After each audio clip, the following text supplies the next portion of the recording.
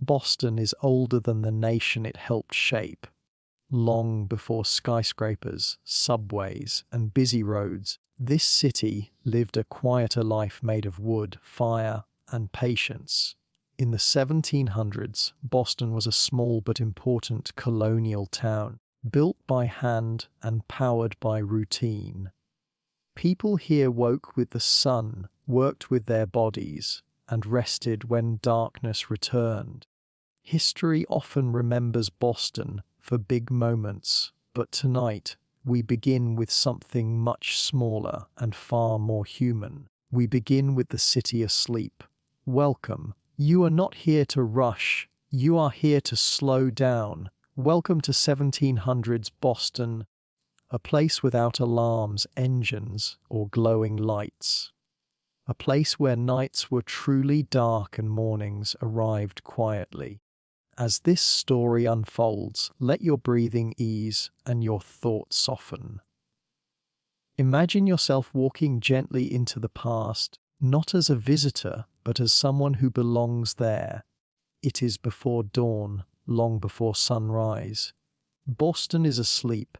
This is not light sleep. This is deep, heavy rest. The kind where time feels paused and the world forgets to hurry. The sky is dark, calm, and steady. There are no streetlights to break the night, no windows glowing in the distance. Darkness settles naturally over the town, resting on rooftops and dirt streets like a thick, familiar blanket. The air is cool and clean. It carries a soft chill that touches your skin and then drifts away. Not sharp, not cruel, just enough to remind you that this is New England and warmth must be earned. The cold moves slowly, like it understands there is no rush. Wooden houses stand close together along narrow streets. They are simple homes, built strong but plain, shaped more by need than beauty. Their windows are dark, their doors are closed. Inside, families sleep quietly, unaware of centuries watching them from the future.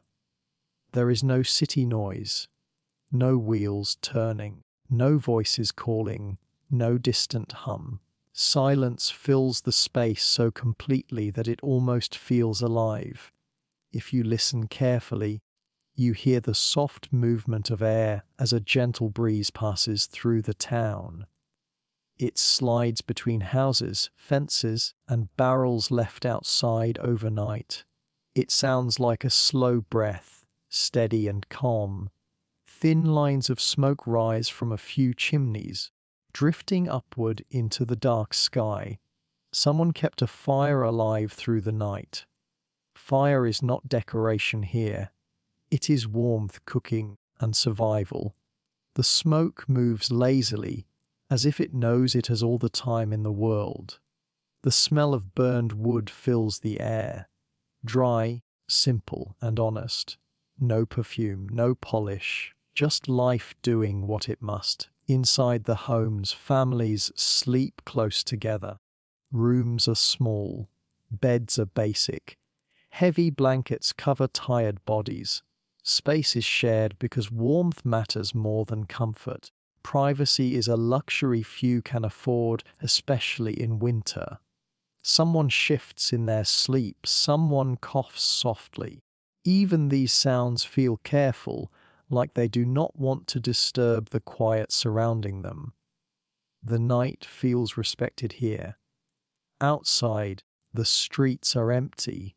Dirt roads rest after a long day of footsteps, carts, and horses. Wooden tools, crates, and barrels sit where they were left the evening before. Nothing is locked away. The town trusts the night. From time to time, wood creaks gently. Not footsteps, not danger, just houses adjusting to the cold. Wooden walls expand and settle, breathing in their own way. Before the city wakes, Boston breathes slowly. Time does not move in minutes here. There is no glowing clock on a wall. No alarm waiting to shout. Morning will come when the light decides it is ready. Far away, near the harbour, the sea moves quietly. Water touches the docks with a soft rhythm. Ships rest with their sails tied and ropes hanging loose. Tall masts stand still against the dark sky. Even the harbour seems tired, as if it too has decided to sleep a little longer. This is the calm before effort. Boston is a working town. Its people rise early and work hard. Their days are long and their hands are often sore. But right now, the city belongs to rest. A cat curls up near a doorway where the wind is weaker. It chose well. A dog shifts near a stable, lets out a slow sigh, and settles again. Animals understand quiet better than people sometimes. Inside one house, a candle burns low. Its flame is small but patient, flickering gently as it waits for morning. The scent of smoke and cold air blend together, filling the streets with a clean, simple smell. This is not a loud kind of beauty. It does not try to impress. It does not demand attention. It simply exists. The people of Boston do not know they will become history. They do not know their routines will be studied centuries later. Right now, they are just sleeping. A blacksmith rests his aching hands. A fisherman dreams of calm water. A baker, even in sleep, is already halfway awake. Bakers are like that. Children sleep deeply, unaware of chores and responsibilities waiting for them. Morning will find them soon enough. The cold presses gently against doors and windows, reminding the town that nature is always present. If someone walked these streets now, their footsteps would sound too loud. This is the kind of quiet that asks you to slow down and be careful with every step. Church towers stand silently in the dark. The bells are asleep. They will speak later, but not now. For this moment, the streets belong to the night, and the night is kind. Nothing dramatic happens. Nothing urgent calls out. There is only rest. Boston is paused. The city is holding its breath.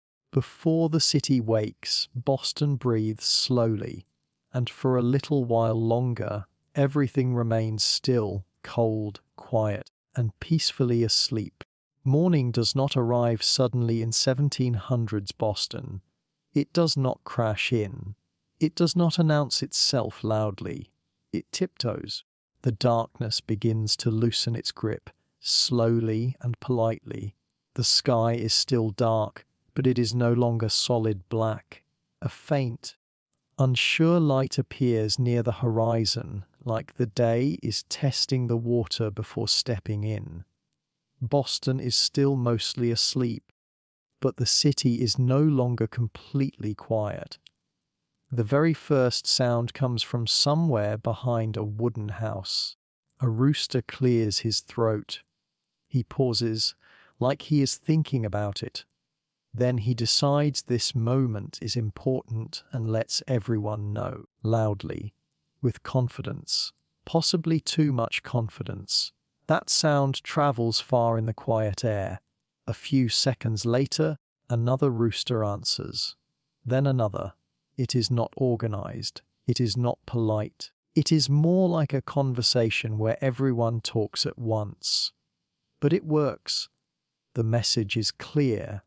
Morning is on its way. Inside the houses, people shift under their blankets. Sleep becomes lighter. Dreams fade slowly, like smoke from a dying fire. No one jumps out of bed. No one wants to. Cold mornings have that effect. Somewhere, a church bell moves slightly in the breeze. It does not ring yet. It waits. Bells in Boston do not rush. They know people will come when they are ready.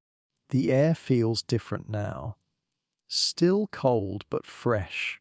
like the world has been cleaned overnight. A light mist hangs low near the ground, especially near the harbour.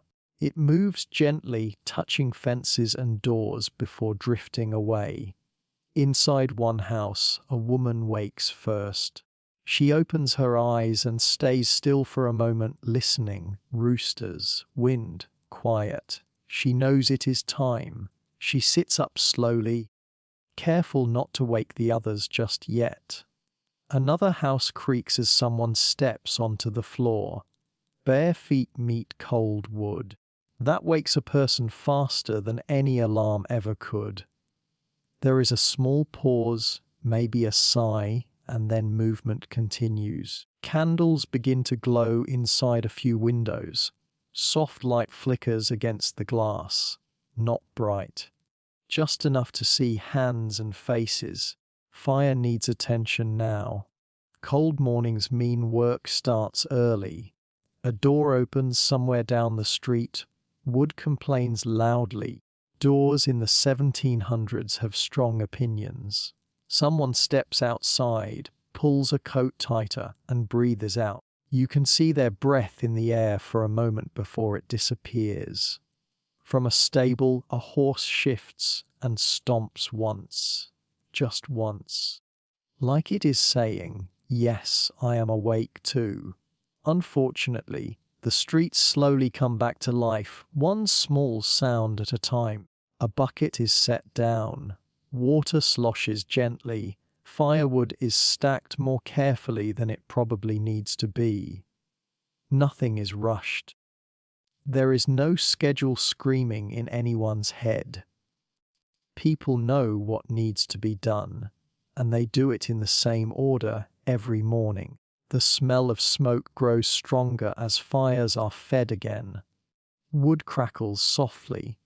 Flames stretch and settle, happy to be useful. Kitchens begin to warm. The idea of breakfast enters the world quietly and patiently. Children stir, but do not rise yet. They pull blankets closer. Morning can wait a little longer. Adults know better. Morning does not wait. From the harbour, the sound of water becomes clearer. Gentle waves tap against the docks. A rope knocks softly against wood. Somewhere, a sailor coughs and clears his throat, waking up with the sea still in his bones. The sky continues to change. Dark blue fades into grey. Grey softens into pale light. Shapes become clearer. Roof lines appear. Chimneys stand out against the sky like quiet watchers. A church bell finally rings, not angry, not loud, just firm and steady. It tells the town what time feels like, not what time says on a clock. The sound moves across rooftops and streets, bouncing gently as it goes. More doors open now. Footsteps appear on dirt roads. Slow, heavy steps. People greet each other with nods, not many words. Mornings are not for long conversations. A man adjusts his hat and pulls it lower. A woman wraps a shawl tighter around her shoulders. Someone yawns and does not try to hide it. There is no shame in being tired here. Everyone is tired. A cartwheel creaks as it starts to turn. The sound is rough and familiar. It has made this noise many times before. The cart itself seems half asleep. Birds join the morning properly now. Not singing for beauty.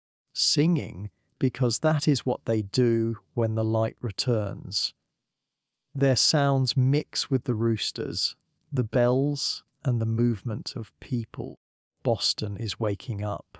Not all at once, not dramatically, just steadily. The night steps back without a fight. It has done its job. The day takes over slowly, like a careful replacement rather than a takeover. Inside homes, children are finally nudged awake. Not gently, just enough. Blankets are pulled back. Complaints are made. Someone mutters something that sounds suspiciously like 5 more minutes. Even though minutes are not really a thing yet, hands meet cold water, faces are washed quickly, hair is pushed into place, clothes are pulled on in layers. No one stands around admiring themselves. The mirror, if there is one, is small and honest. Outside, the streets no longer feel empty. They feel awake, but calm. The town hums softly, not loudly. Everyone has a direction. Everyone has a purpose. The first sounds of morning are not exciting. They are familiar, repeated every day. And that is exactly what makes them comforting. This is how Boston wakes, not with noise, not with chaos, but with simple sounds, steady movements, and people doing what they have always done. The day has begun. Boston in the 1700s was a town built from wood, brick, and the hands of the people who lived there. Most homes were small and practical, designed to keep families safe and warm rather than to impress anyone. The streets were lined with houses standing close together, shoulder to shoulder, like they were leaning on each other for support. Their walls were thick, their roofs steep, and their windows small, letting in just enough light while keeping out the cold. Chimneys rose from almost every roof, silently promising warmth and fire inside. Inside, homes were compact. One room often served many purposes. Cooking, eating, working, and sleeping all happened in the same space. Furniture was simple, sturdy, and handmade. Tables were plain, chairs functional, and beds narrow and close together. Families shared sleeping spaces. Children slept near their parents, and privacy was rare. But in this closeness there was warmth, physical and emotional warmth, keeping everyone safe through the long, cold nights. Some of the wealthier houses were made of brick, larger and more structured. These homes might have separate kitchens, small parlors, or even studies, but even here practicality ruled. Fireplaces dominated the rooms because they were essential for cooking and heating. Candles were rare and expensive, so light was used sparingly. Most homes remained dim unless someone was awake and active. The smell of smoke mixed with cooking, wood, and the faint earthiness of the floors filled every room. Each scent told a story: bread baked too long, wood freshly chopped for the fire, or clothes drying near the hearth. Windows were small, both to hold in heat and because glass was costly. Many homes had shutters to block cold winds. Doors were solid and sometimes creaked loudly, announcing anyone who entered or left. The small front areas of homes might hold barrels of water, stacked firewood, or a few herbs in pots. A backyard, if it existed, was tiny and often contained a stable, a garden patch, or a place for chores.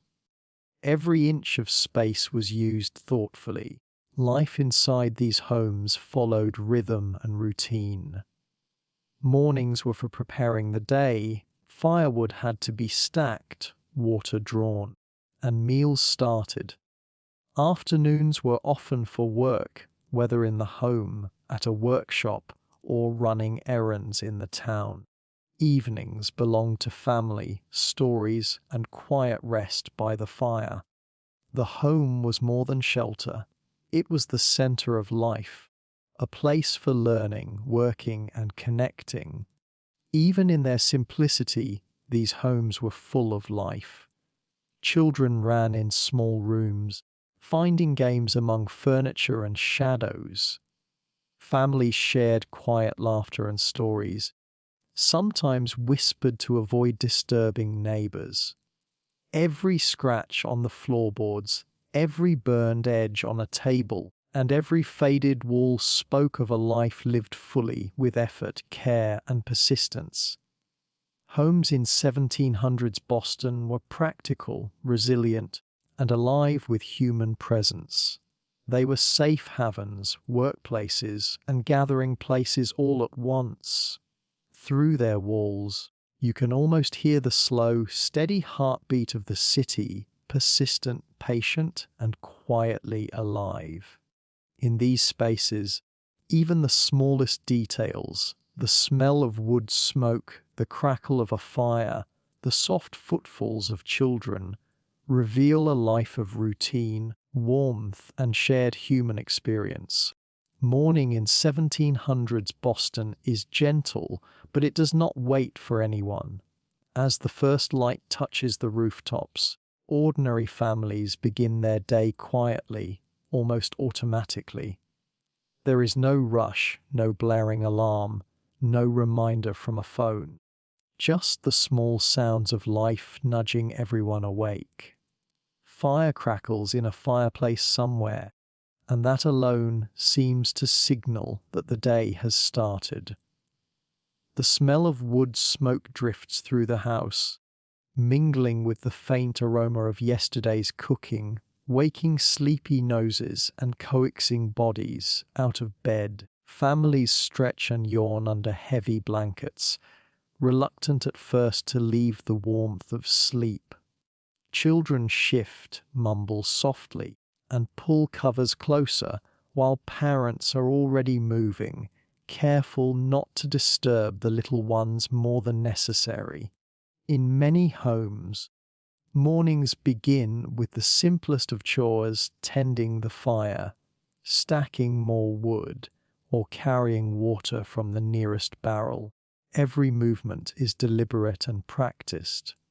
There is no hurry because life itself moves slowly here, and everyone knows the rhythm. Breakfast preparation starts almost silently. In most households, meals are modest: porridge, bread, perhaps some milk or butter. Meat is rare and usually reserved for special occasions.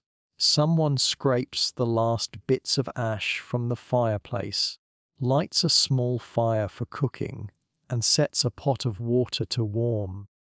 The hiss of steam and the gentle crackle of flames become the first active sounds of the household, signaling that the day is officially underway. Children, once fully awake, have their own small tasks. They sweep floors, help fetch water, or prepare simple things for the table. There is work to do, even for the youngest, because every hand in the house is part of the family's survival. Yet there is also play, even in the earliest hours: a whispered joke, a small chase around the room, a shared giggle under the blankets. Life here is practical, but it is never without small joys. Parents move from task to task with a rhythm learned over years. Someone stokes the fire, another tends to washing or food preparation. Clothes are prepared for the day, layers are chosen carefully, hats and cloaks adjusted against the morning chill. Even in these small actions, the care of the family is visible. Everything is done with thought, with precision, because efficiency and order are not luxuries, they are necessary. Outside the homes, the streets begin to come alive as well. Footsteps on dirt roads, the sound of wooden carts being pulled, and the occasional neigh of a horse become the first signs that the town itself is waking. Inside each house, the family continues their routines, small noises blending with those coming from the outside world. The city is stirring, but it is still gentle and calm, following the same slow pace as its people. By mid-morning, the household is fully engaged in the day. Fires burn steadily, meals are served, and the family sits together for a brief breakfast. Conversation is quiet. Children eat quickly but politely. Parents talk in low tones about tasks for the day: who will fetch water, who will tend the animals, who will run errands. Even small households operate like a well-oiled machine, each member knowing their role. These routines are repeated every day, but they are never boring. There is a certain comfort in repetition, a sense of security in knowing what comes next. Life in 1700s Boston is hard, but the rhythm of daily routines brings order and stability. Even on the coldest or rainiest mornings, families find warmth in motion, in care for each other, and in the steady beginning of the day. By the time the sun climbs a little higher, the ordinary family is fully awake.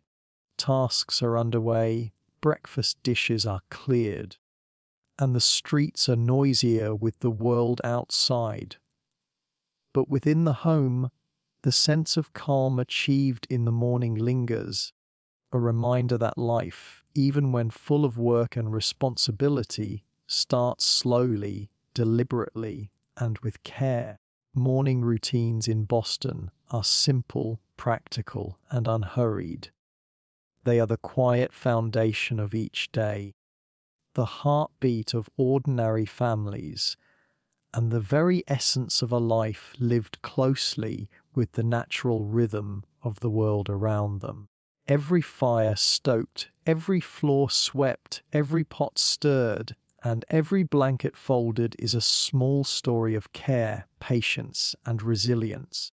These mornings shape the days, and in them Boston comes alive, quietly, one family at a time.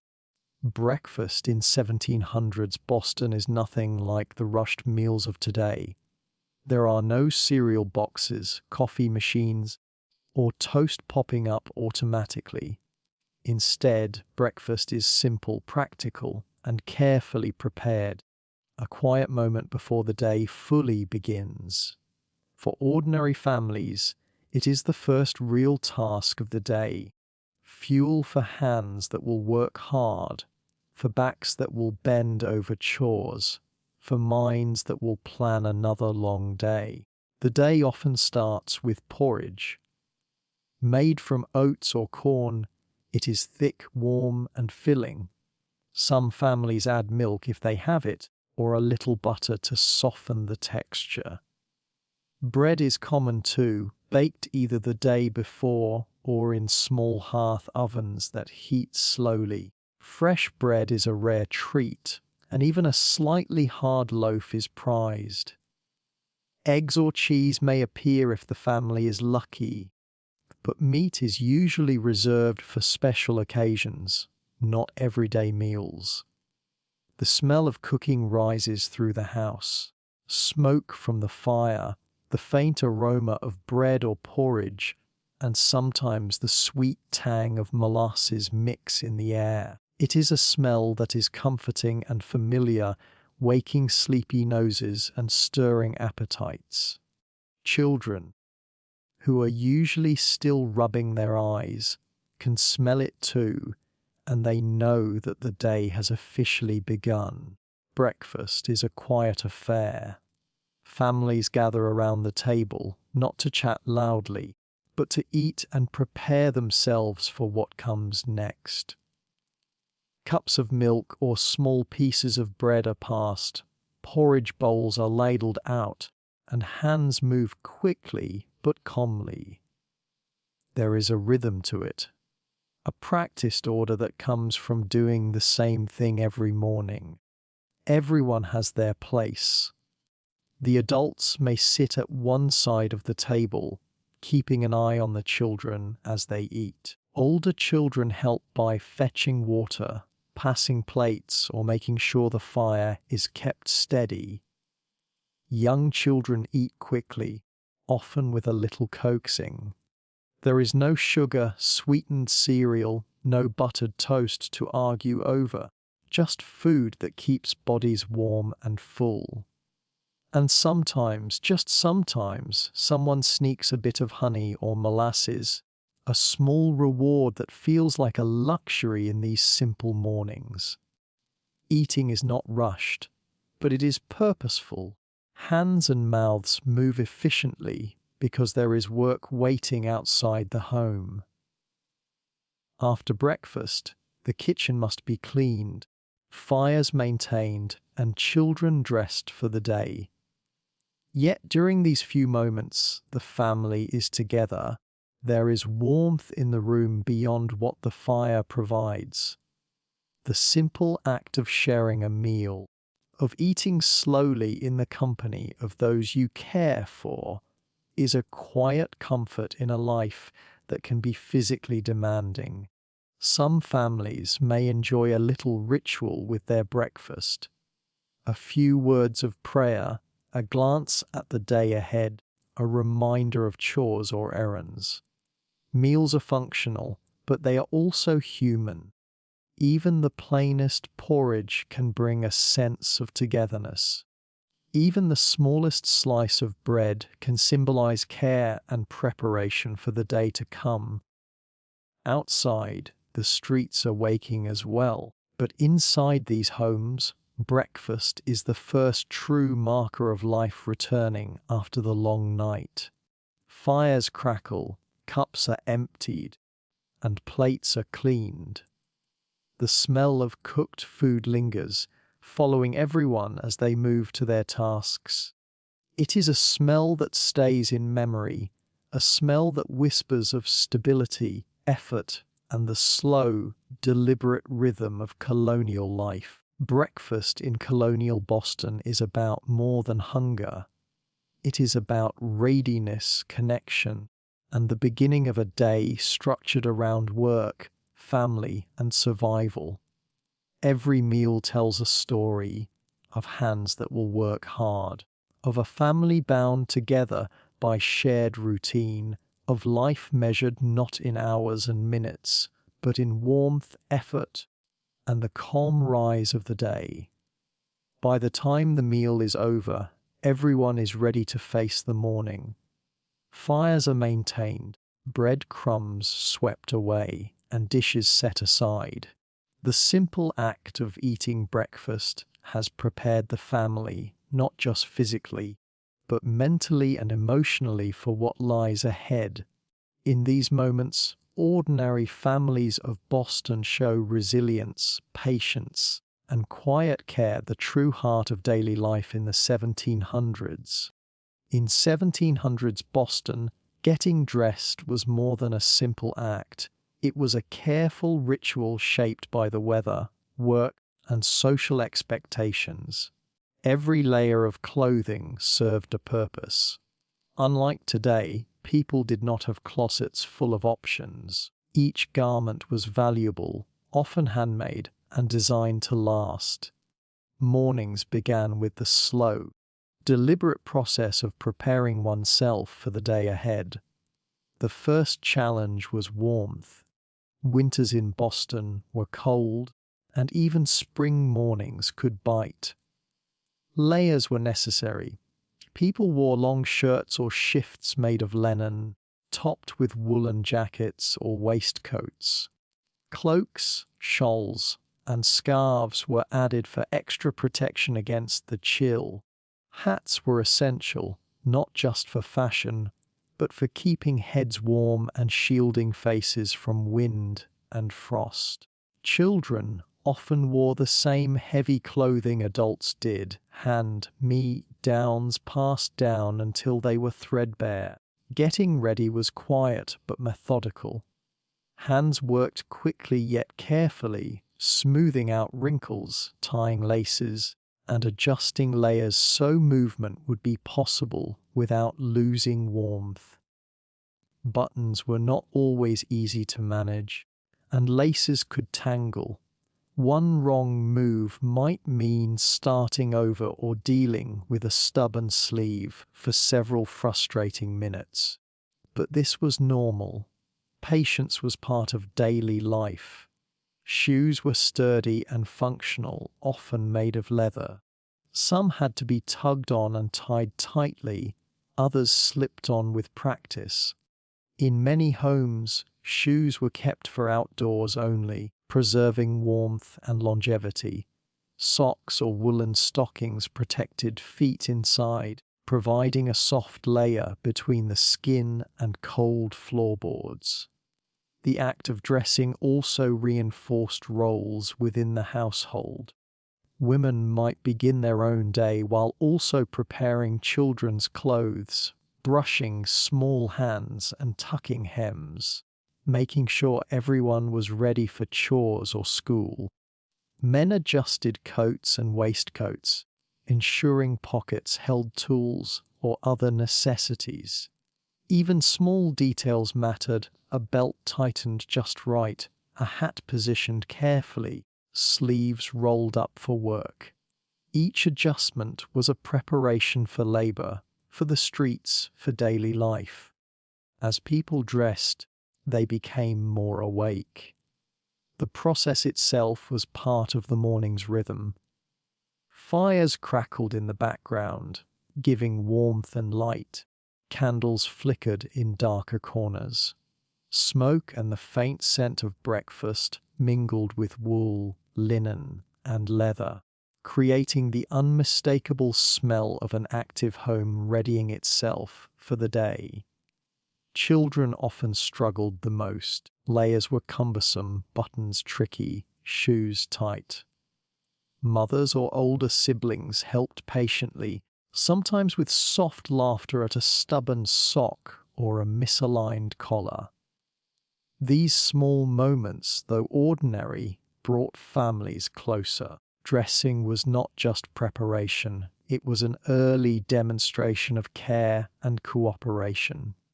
Once fully dressed, people stepped outside slowly, adjusting to the morning air.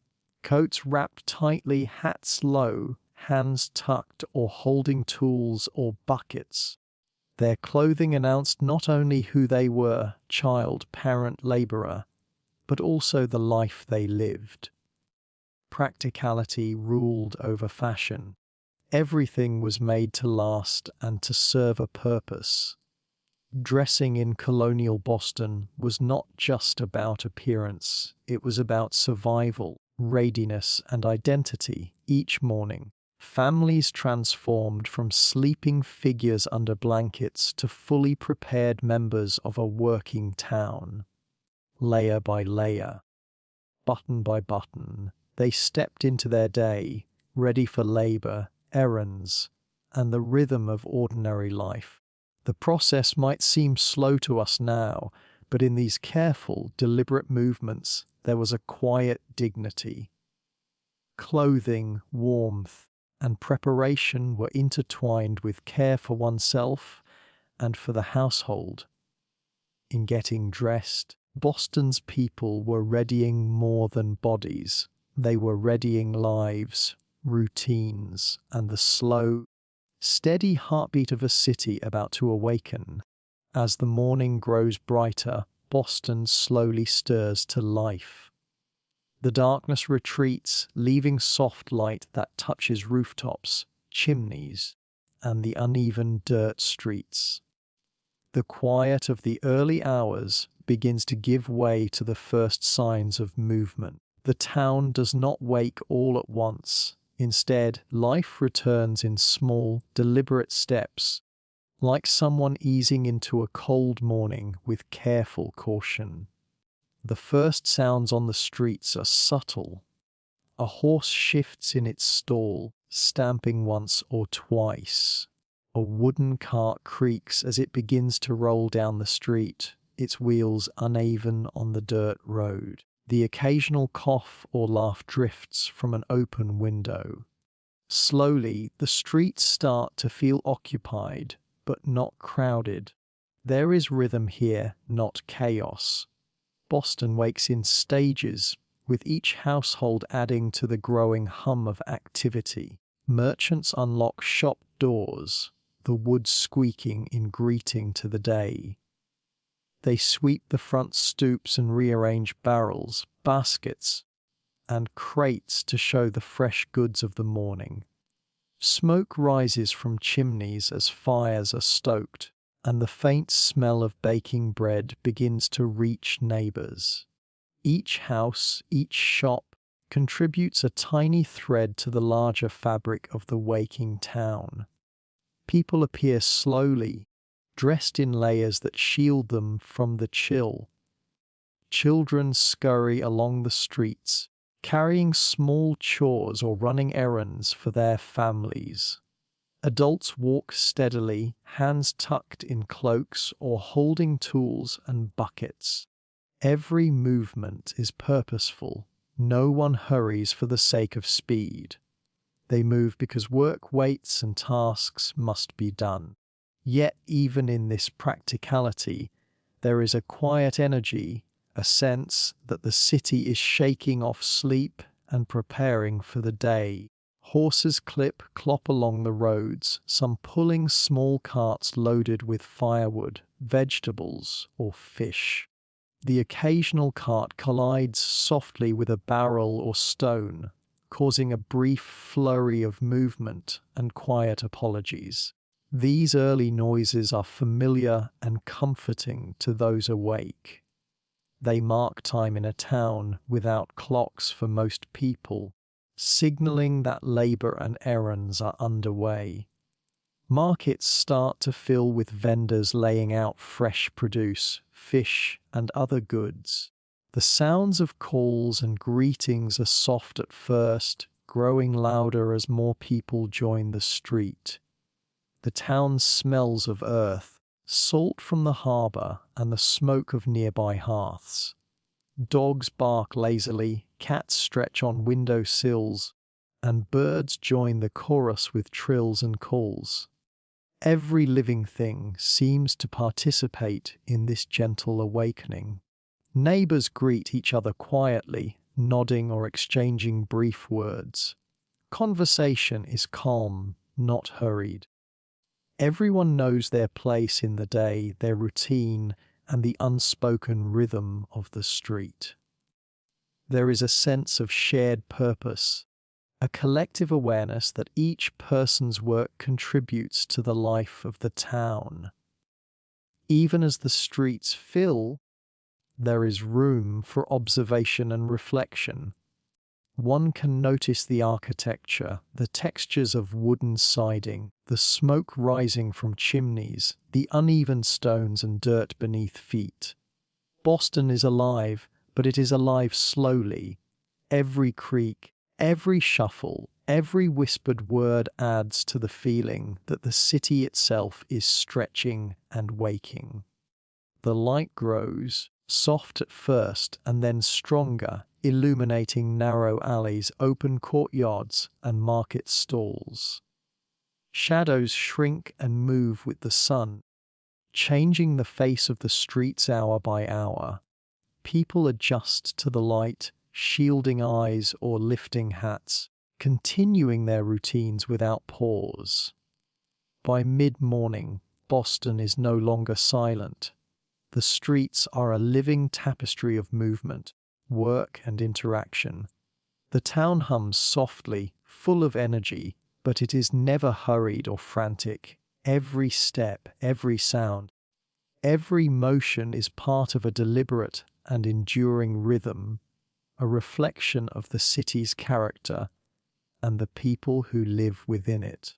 In these streets, life is practical, human, and persistent.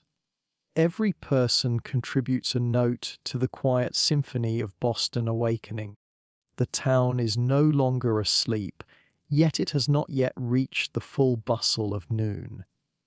It is in this gentle stage of filling, stretching, and preparing that the heartbeat of colonial Boston is most visible, steady, patient, and alive with ordinary human life.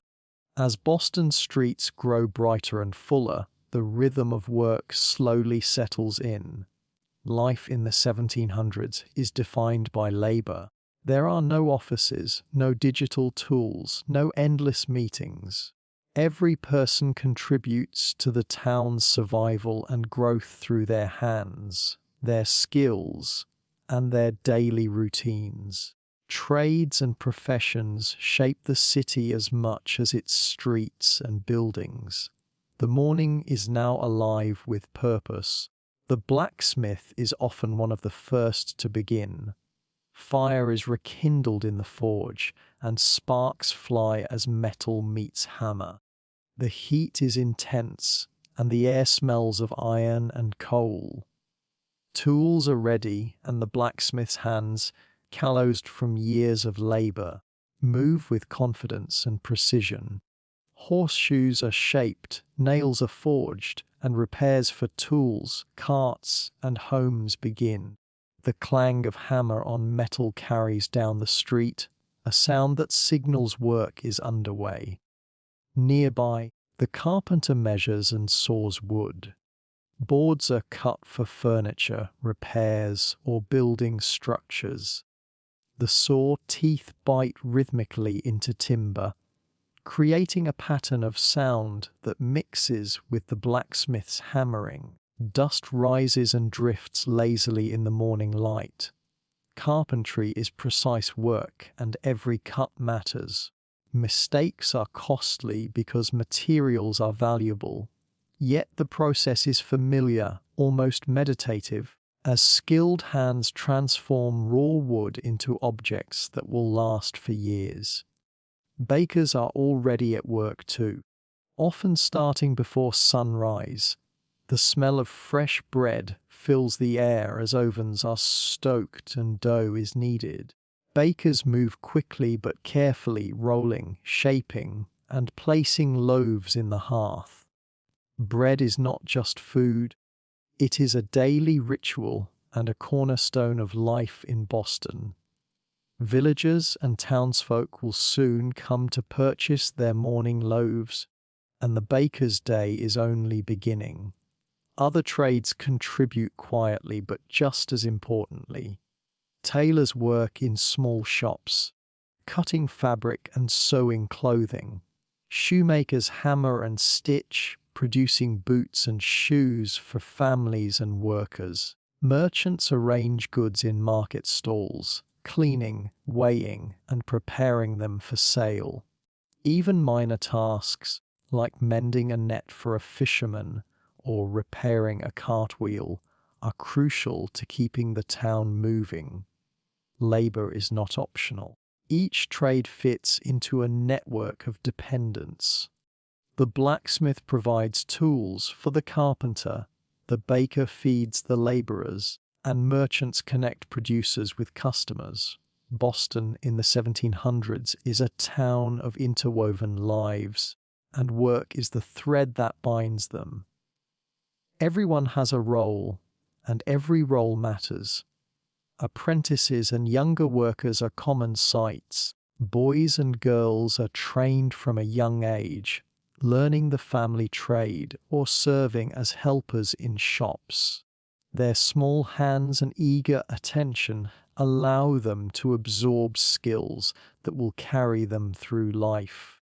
Work is both survival and education, a way of shaping the next generation while sustaining the present one.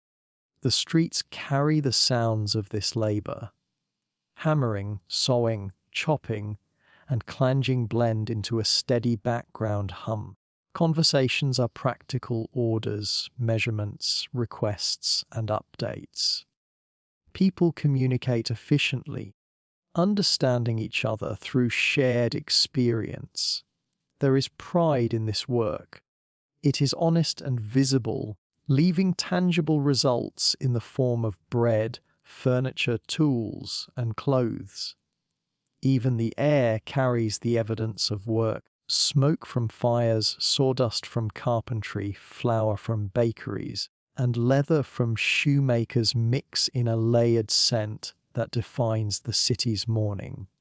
Every inhalation tells a story of effort and skill, of routines repeated day after day, and of survival in a city shaped by its labor.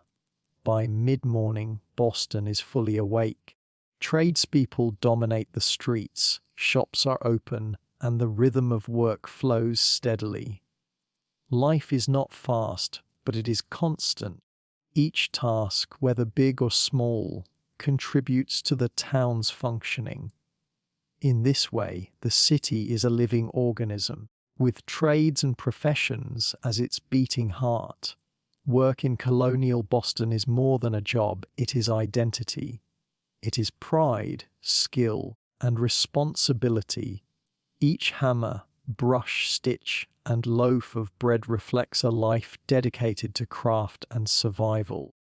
As the town hums with activity, the people of Boston continue their steady, measured dance, building a city, sustaining a community, and living fully in the rhythm of the 1700s.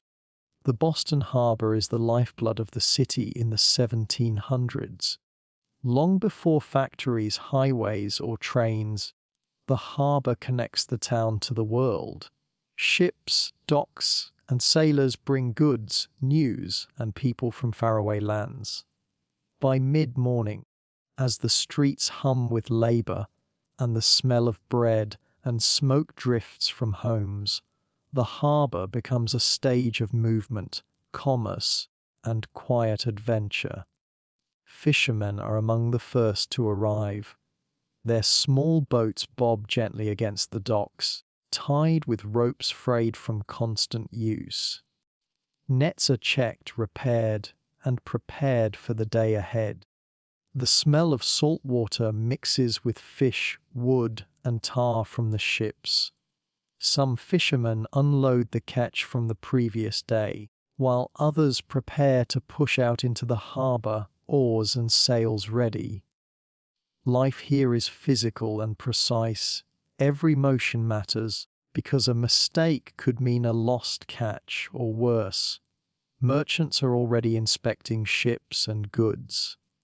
Large wooden vessels, sails tied and masts steady, carry barrels of sugar, spices, rum, and other treasures from distant ports.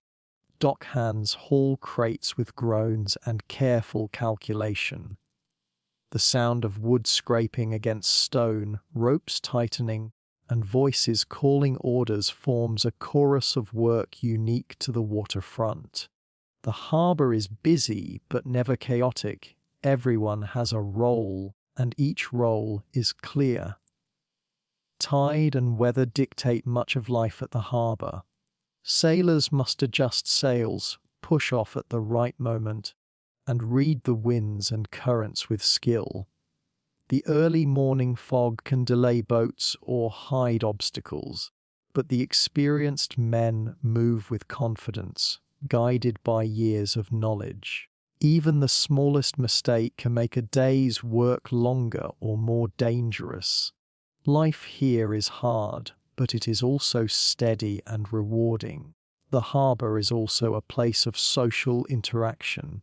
Fishermen, merchants, sailors, and laborers exchange news, gossip, and plans for the day.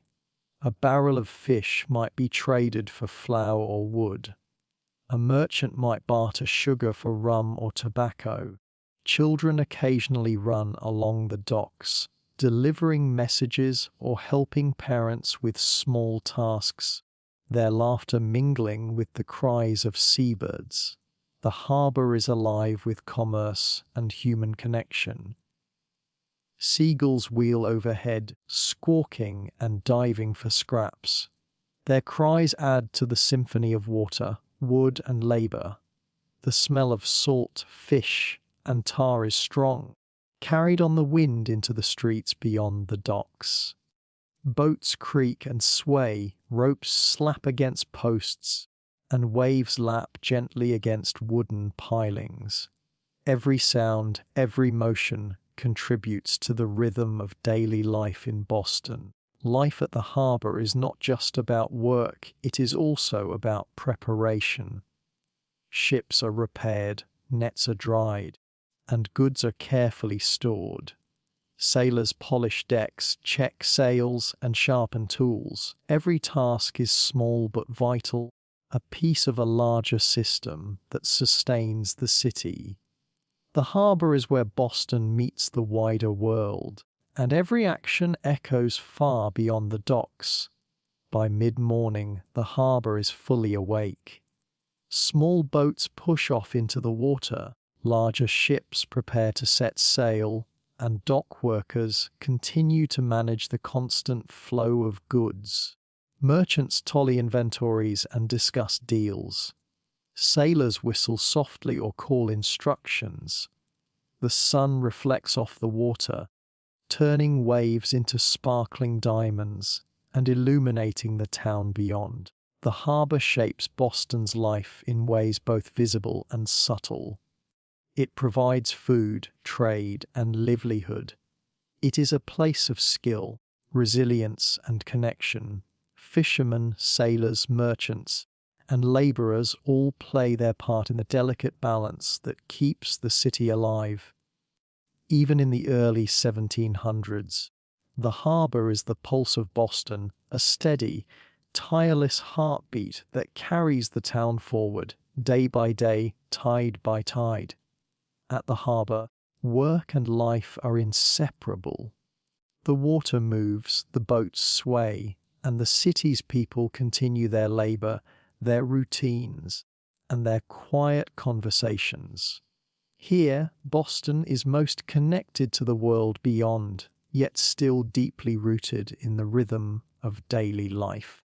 Every wave, every creaking rope, every shouted instruction reminds the town that life is always in motion, always sustaining, and always quietly full of possibility. In 1700s Boston, the rhythm of life is defined as much by women as by any other force in the city. While men are often out in the streets, trades, or harbour, women carry the heartbeat of the household. Their day begins early, often before sunrise, and ends only when the last chore is done and the household rests. Life is hard, but every task they perform is essential to the survival and comfort of the family. Morning begins with tending the fire. A woman stirs the embers, adds wood, and ensures the flames burn steadily for cooking and warmth. Fires are the center of the home, and maintaining them is a constant responsibility. Breakfast must be prepared, dishes set, and children nudged awake. Even the simplest meal, porridge, bread, or milk, requires attention. Ingredients must be measured, pots cleaned, and utensils ready, all while keeping the household running smoothly. Clothes and linens are another daily concern. Women wash, mend, and repair garments, often by hand. Laundry is laborious, involving buckets of cold water, scrubbing on boards, and careful rinsing. Clothes are hung or laid out to dry, folded neatly, and patched when needed. Every stitch counts because material is precious and replacing garments is costly. Beyond clothing, sheets, blankets, and towels are maintained with equal care, keeping the household clean and orderly. Women also manage children throughout the day. Young ones are fed, dressed, and taught small skills, how to sweep, carry water, or help with cooking. Older children are supervised while they work or play, ensuring safety while instilling responsibility. Mothers and older female relatives are both teachers and caretakers, shaping behavior, manners, and routines. The day moves according to necessity, with women orchestrating the family like conductors of a silent, tireless orchestra. Meal preparation is ongoing. Beyond breakfast, women plan and prepare lunch or dinner, often using ingredients sourced locally or traded at the market. Bread must be baked, vegetables washed and chopped, and stew is tended carefully over open flames. Preservation is also important. Food is salted, smoked, or stored to last through colder months. A woman's attention to these details ensures her family is nourished and healthy, and her labor though mostly unseen, is foundational. Housekeeping encompasses more than cooking and cleaning. Floors are swept, tables dusted, and windows wiped. Household tools are maintained, animals fed, and water carried from barrels or wells.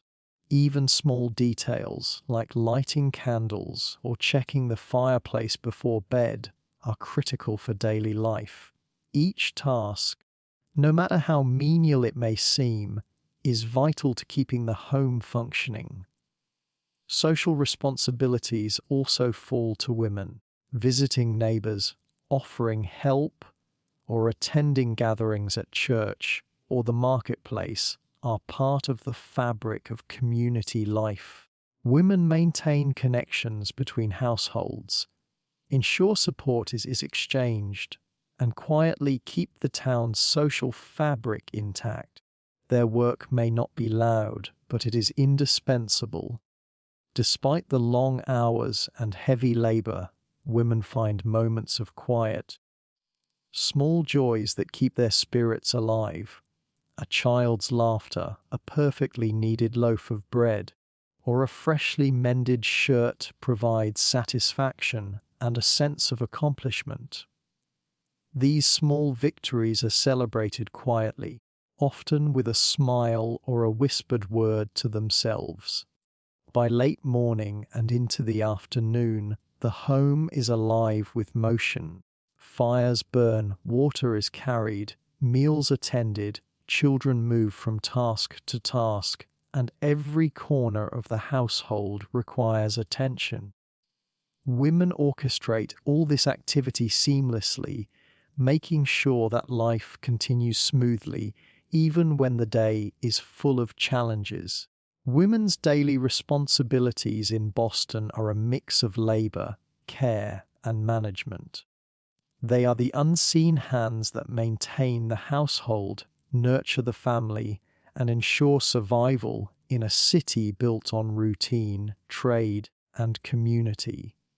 Their work shapes every morning, every meal, and every evening, quietly but profoundly influencing the rhythm of life in 1700s Boston. Even though their work is demanding, it is essential, respected, and central to the town's life. In the careful tending of fires, preparation of meals, washing of clothes, and guidance of children, women create stability, warmth, and continuity. Without their diligence, the city's heartbeat would falter, because while men shape the streets, women shape the home, and the home is where life truly begins. Life for children in 1700s Boston is very different from what we know today. There are no schools for most, no toys in abundance, and no long stretches of free time. Childhood is a mixture of work, learning, and play, all woven into the daily rhythm of the household and town. Kids grow up quickly, learning responsibilities almost as soon as they can walk, but their days are not without joy, curiosity, or laughter. Morning for a child begins with waking under heavy blankets, often in the same room as parents or siblings. They stretch, yawn, and quickly begin helping in small ways. Some carry water, sweep floors, or fetch items for the adults. Others assist with cooking, helping stir porridge or pass bread. Even small chores teach lessons about care, patience, and contribution. From the start, children are part of the household's work. Education for most children is practical. Boys often learn trades from their fathers or male relatives. They observe blacksmiths, carpenters, and sailors, gradually imitating the skills they will need as adults.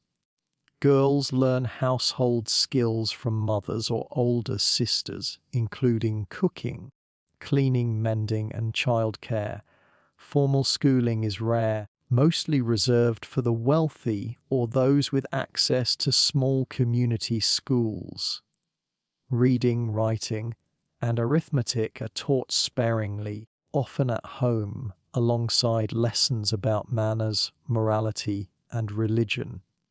Work and learning are balanced with play. Children find games in alleys, backyards, or empty streets. Simple toys like carved wooden figures, hoops, or sticks provide amusement. They chase each other, hide, or invent games with little more than imagination and energy. Play is not long or aimless, it often blends with chores. A child might chase a ball while also carrying water or helping deliver eggs to neighbors. Yet in these moments, laughter echoes through streets and homes, reminding adults that childhood, though brief, is alive with wonder. Meals are communal, and children eat what the household eats. Bread, porridge, and occasional vegetables fill their plates. They learn to eat quickly and efficiently because work or chores will call them back shortly. While food is modest, meals are often lively with conversation, gentle corrections, and encouragement from older family members. This is also where social skills begin, as children learn to speak politely, share, and observe the rhythms of family life. Children's clothing is simple and functional. Boys often wear me-downs, while girls' dresses are plain but sturdy. Layers keep them warm in Boston's cold climate, and shoes or stockings protect their feet during long days of errands, chores, and play. Clothing is never for show, it is for survival, durability, and practicality.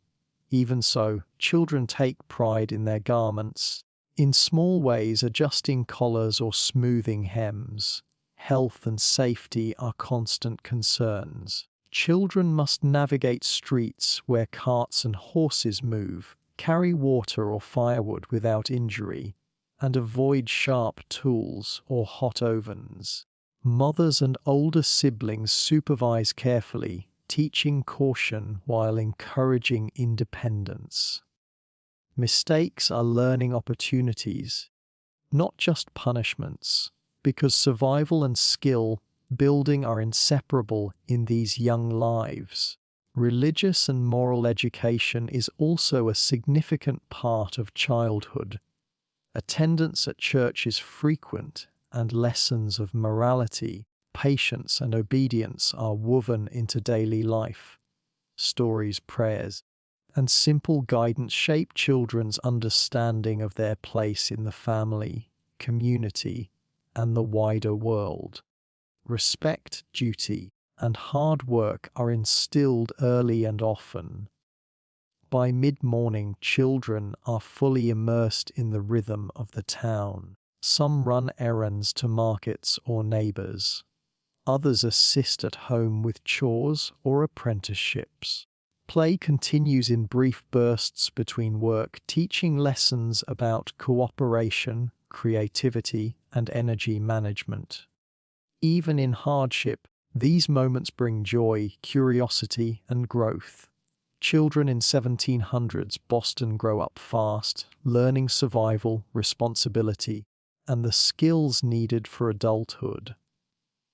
Their lives are full of structure, but they are also full of discovery, small pleasures, and laughter.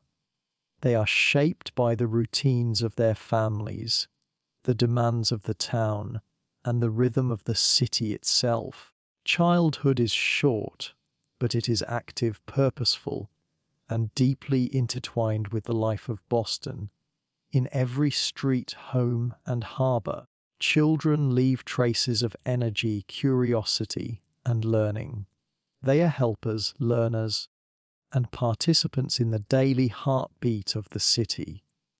Their hands, their steps, and their laughter carry forward the traditions, skills, and resilience that will sustain Boston for generations.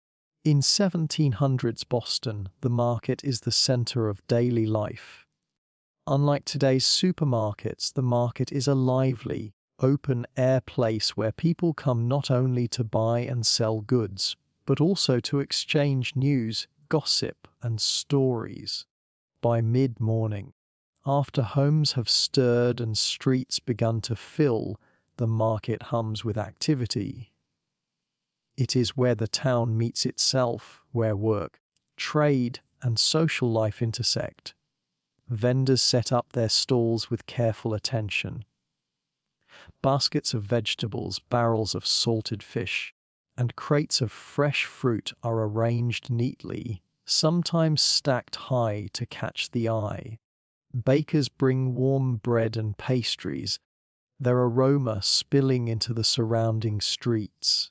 Butchers display cuts of meat, carefully smoked or preserved. Every item is laid out to appeal to buyers, each stall a small display of abundance, even in a world where scarcity is never far away. Shoppers wander from stall to stall, inspecting goods with practiced eyes. Housewives examine vegetables for freshness, smelling, squeezing, and sometimes tapping to test quality. They negotiate prices with merchants, their voices steady but firm. Men may pick up tools, barrels, or rope, discussing the day's work and any deals needed for their trades. Children tag along, carrying small baskets or helping their parents navigate the crowded stalls. Every purchase is deliberate, resources are scarce, and waste is not tolerated. The market is noisy, but not chaotic. Sellers call out their wares, offering small compliments or gentle persuasion. Buyers respond with questions, laughter, or occasional complaints. Horses and carts navigate slowly between stalls, their wheels crunching on the dirt. The air is thick with smells fresh bread, salted fish, herbs, smoke from nearby fires, and the faint tang of the harbour. All of it combines to create the unmistakable scent of a working town. Daily shopping is more than just collecting food. It is a way to maintain the household, to plan meals, and to ensure that every family member has what they need. Women check supplies carefully, noting what is missing or what must last until the next market day. Men collect tools or trade goods, preparing for work or barter. Every trip to the market is a blend of necessity and social interaction, a moment to connect with neighbours and the wider town. Trade is often based on negotiation. Prices are not fixed. Merchants and buyers exchange stories and haggling is common. A skilled shopper might get an extra egg, a pound of flour, or a few scraps of cloth by offering clever words or careful observation. Bartering is common too. A farmer might trade a basket of vegetables for a loaf of bread or a measure of flour. Goods and money flow together in a system that is practical, flexible, and human. Children at the market observe, help, and learn. They carry small items, help count coins, or run errands for their parents. Through these small tasks, they gain an understanding of trade, negotiation, and the value of goods. They watch merchants weigh and measure, tally and record, absorbing lessons that will be essential in adult life. Even in play, these children are learning responsibility. The market is also a place of stories. Neighbours share news from afar, travellers bring gossip from other towns, and sailors recount adventures from the harbour. Conversations are layered over the hum of commerce, creating a tapestry of sound that marks the town as alive, alert, and connected. Every interaction, whether a purchase or a simple greeting, builds the social fabric of Boston. By mid-morning to noon, the market is fully engaged. Stalls are busy, streets crowded with buyers, and merchants shout over one another to attract attention. Dogs wander, hoping for scraps.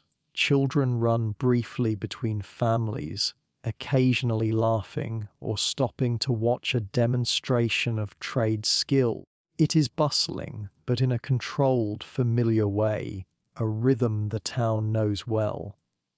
Markets in Boston are not just places to shop, they are centers of community life, where necessity meets skill, survival meets socialization, and routine meets opportunity. Each vegetable, loaf, or piece of cloth tells a story of labor, planning, and care.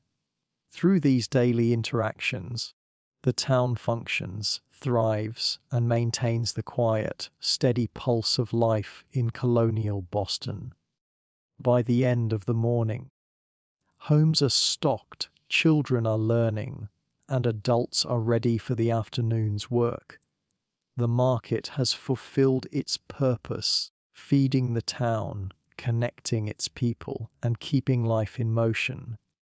Every day, this pattern repeats, forming the backbone of Boston's rhythm, proving that even ordinary routines are essential to the life of the city.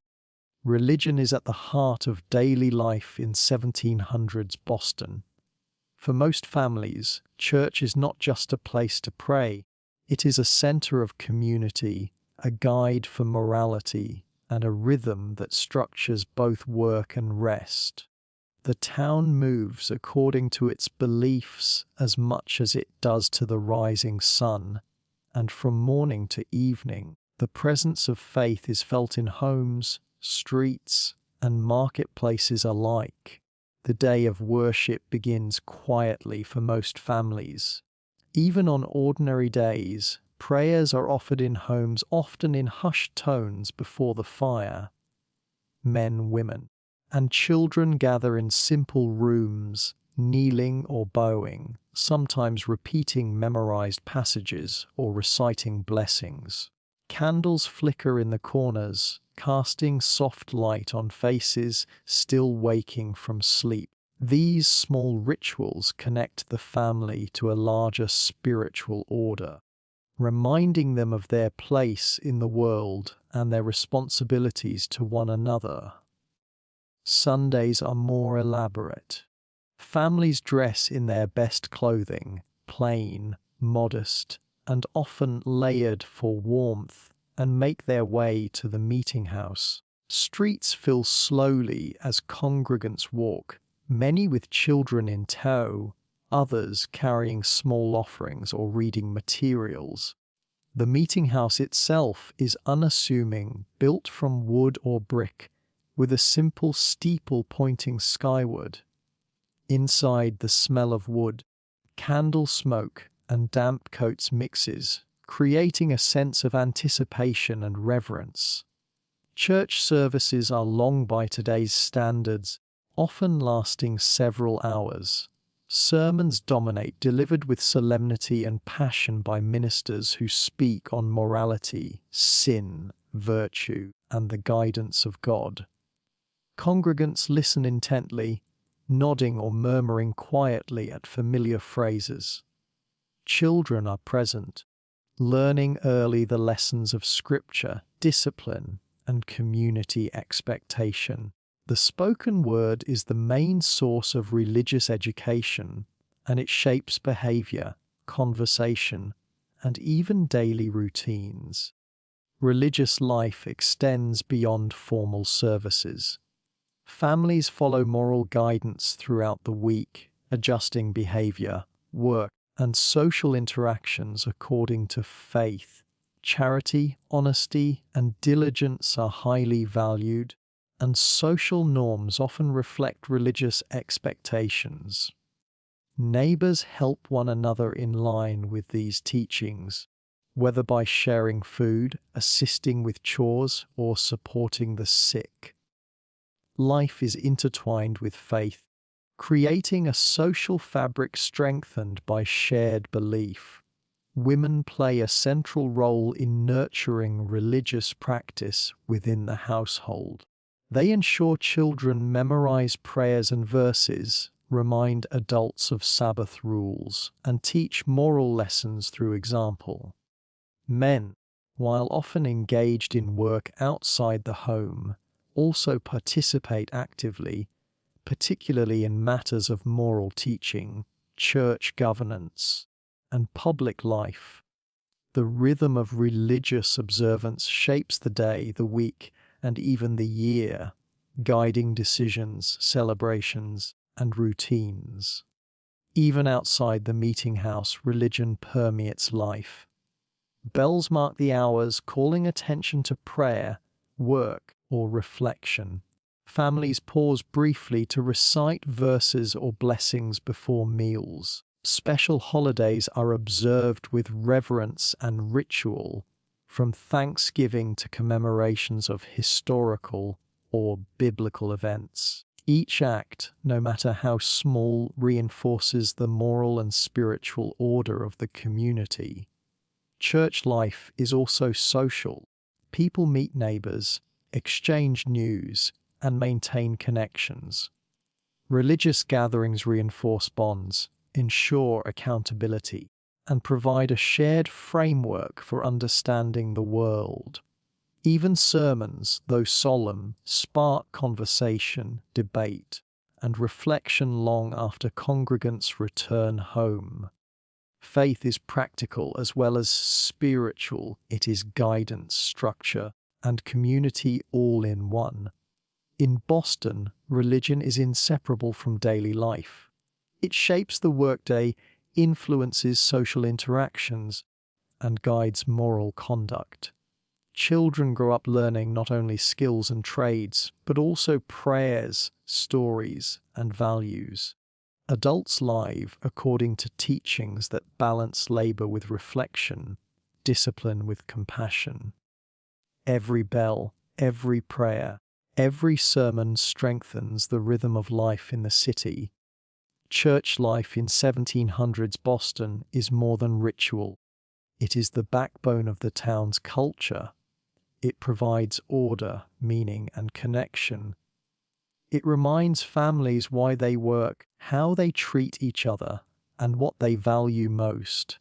In a city that is busy with trade, labor, and survival, religion provides pause, reflection, and a shared heartbeat that carries Boston forward day after day. By midday in 1700s Boston, the morning bustle begins to slow. Streets are still busy, ships move steadily in the harbor, and tradespeople continue their work, but households feel the natural pause of the day. For ordinary families, this is the time for a simple lunch and a moment to rest before afternoon tasks take over. It is not a long break, but it is a quiet rhythm that punctuates daily life, offering warmth, nourishment, and a brief sense of pause. Lunch is simple, practical, and modest. Most families eat what is on hand: bread, cheese, some leftover meat or porridge, and perhaps vegetables from a small garden. Meals are prepared quickly, often over the same hearth used for breakfast. The smell of food is comforting, a reminder that the day is being cared for even amid hard work. Children sit close to adults, sharing what they can, learning patience, and practicing good manners, even in this brief pause. Work slows inside the house.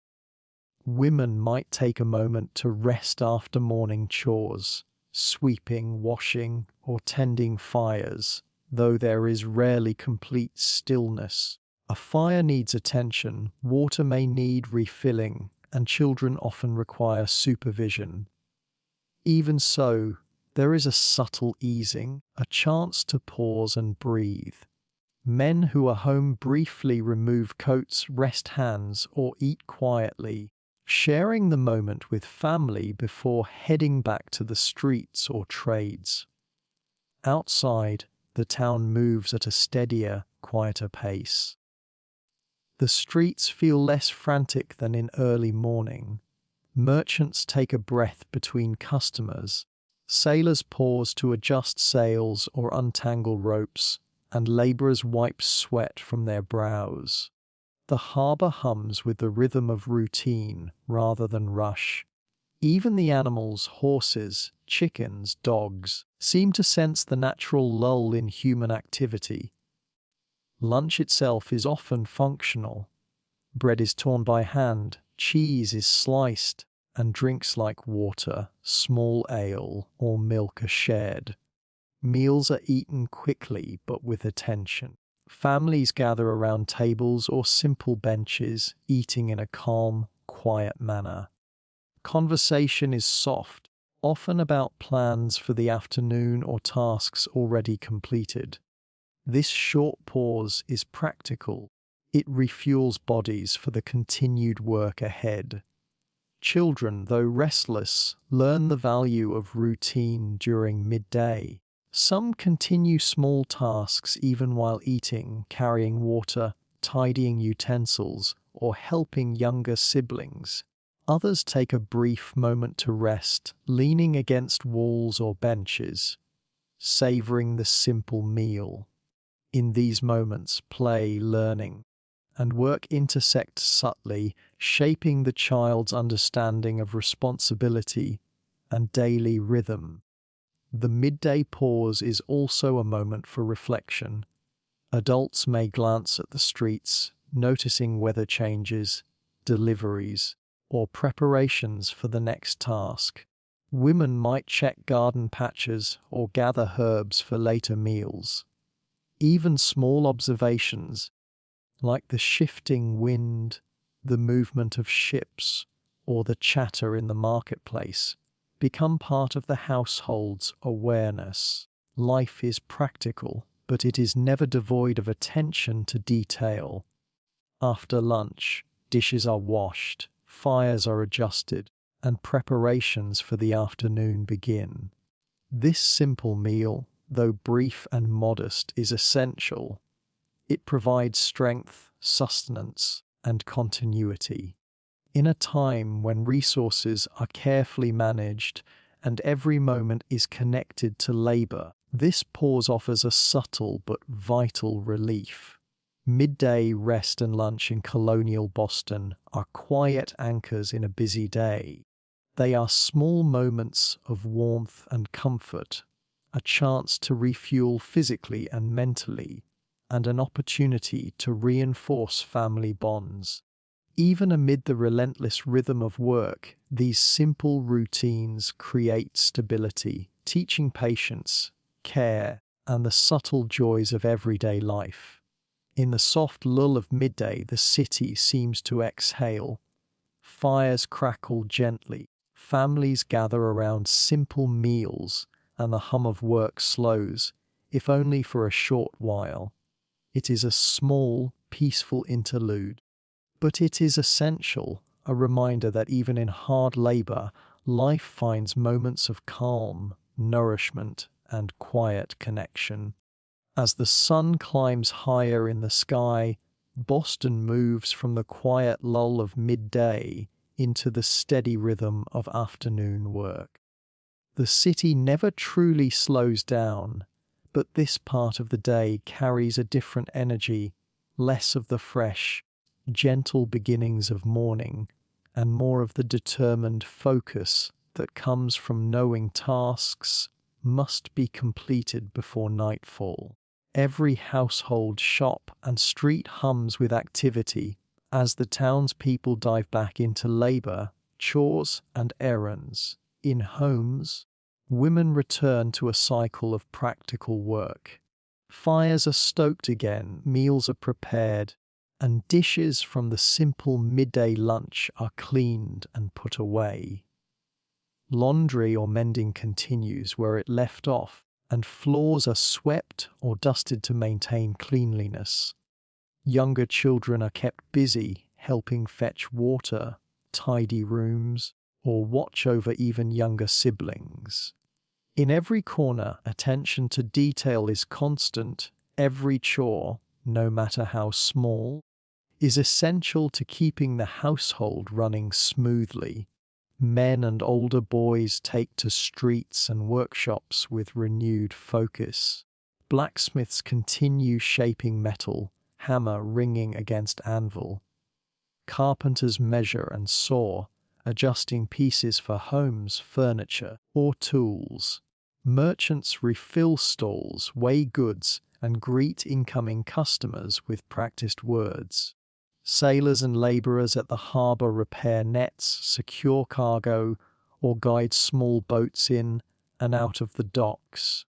Each task fits into the larger rhythm of the town, a network of interdependent work that keeps Boston moving. Children also remain busy in the afternoons. Some accompany parents to markets, helping carry small items or observing trades. Others complete small chores at home, learning responsibility through practice. Even in play, there is a practical edge. A game may involve carrying water, delivering messages, or stacking firewood, blending amusement with skill building. Childhood is structured and purposeful, but not without small moments of joy. In the streets, the city is alive with a hum of sound. Wheels creak over dirt roads, hammers clang, voices call across marketplaces and docks, and the occasional neigh of a horse punctuates the noise. Animals stir as well, chickens cluck, dogs wander, and horses shift in harnesses, all participating in the day's rhythm. These sounds form a symphony of labour, each note signalling the energy and order of the afternoon. Food preparation continues in many homes. Ingredients for evening meals may be chopped, salted, or stored. Smoke rises from chimneys, mixing with the smell of bread or porridge, filling homes and streets alike. Every household activity follows the practical need to sustain life, nourish the family, and prepare for the work that remains. There is little leisure, but efficiency brings its own satisfaction. Household chores extend beyond cooking and cleaning. Water must be carried from wells or barrels. Firewood is chopped and stacked. Animals are fed and gardens tended. Even small repairs, tightening a door latch, mending a broken chair, or patching a roof, occupy attention. In Boston, nothing is wasted and every action has purpose. Afternoon chores are as much about maintaining stability as they are about survival. By late afternoon, work in the streets slows slightly. Merchants tally sails, carpenters finish cuts, and dockhands secure goods. Yet the rhythm never truly stops. Tasks unfinished will spill into the next day, and preparation for evening, meals, fires, and family care begins in tandem. The afternoon bridges the productive energy of the morning with the quieter routines of evening, keeping life flowing steadily. Afternoon work and chores in colonial Boston are a blend of routine, necessity, and quiet diligence. Every person has a role, every action matters, and every finished task contributes to the smooth functioning of both household and city. Though repetitive, these moments reflect resilience, organization, and care. They are the backbone of daily life, shaping families, neighborhoods, and the city itself. In the rhythm of afternoon labor, Boston moves with steady determination. Fires crackle, hammers ring, children assist and learn, and families sustain themselves through coordinated effort. It is a time of energy, focus, and practical care, a testament to the enduring spirit of a city where work and life are inseparable, and where every chore, no matter how small, carries meaning. As the sun begins to dip toward the horizon, Boston transforms once again. The harsh brightness of midday softens into a warm, golden glow that spreads over rooftops, streets, and the harbor. The rhythm of work slows, and the city takes on a different energy, one that is quieter, calmer, and yet still alive. Evening in the streets is a time when the day's labor begins to give way to reflection, conversation, and the subtle bustle of daily life winding down. Street sounds change noticeably. The steady clatter of carts and tools becomes less frequent. Footsteps are lighter, conversations quieter, and the occasional laugh of children playing in alleys punctuates the calm. Horses are returned to stables, and merchants begin securing their stalls, covering goods, or taking what remains back home. Yet even as the day slows, movement continues. People return from errands, tradesmen finish last-minute work, and neighbors pause briefly to greet one another before retreating to the warmth of their homes. Lighting the streets is a simple but important ritual. Oil lamps are not yet widespread, so families rely on torches, lanterns, or open fires to provide a faint glow outside their homes. Shadows stretch along wooden walls and uneven cobblestones, creating patterns that shift with every flicker of flame.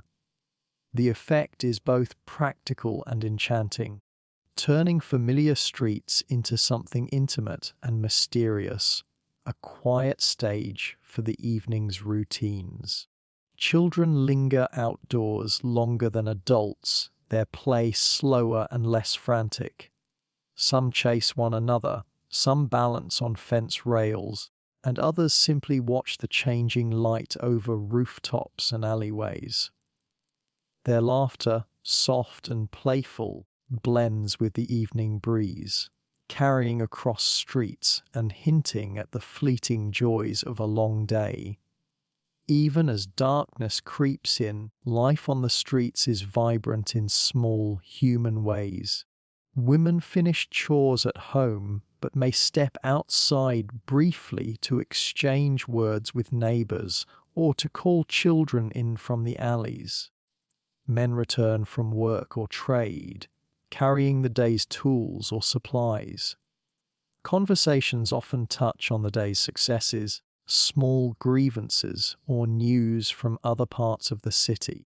The streets become a place for a last exchange before everyone retreats indoors, a transition between public labor and private life. The smell of the city changes in the evening.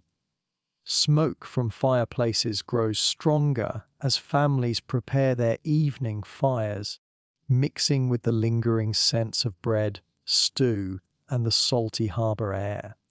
Animals are fed and settled, and the clatter of carts diminishes.